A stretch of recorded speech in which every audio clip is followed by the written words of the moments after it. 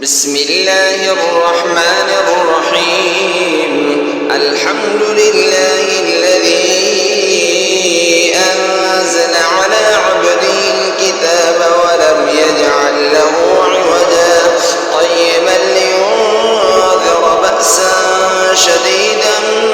من لدنه ويبشر المؤمنين الذين يعملون الصالحات أن لهم أجرا حسنا ماكثين فيه أبدا وينذر الذين قالوا اتخذ الله ولدا ما لهم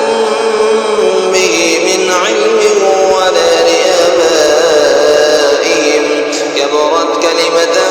تخرج من أفواههم إن يقولون إلا كذبا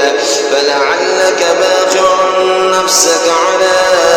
آثارهم إن لم يؤمنوا بهذا الحديث أسفا إنا جعلنا ما على الأرض زينة لها لنبلوهم أيهم أحسن عملا وإنا لجاعلون ما عليها صعيدا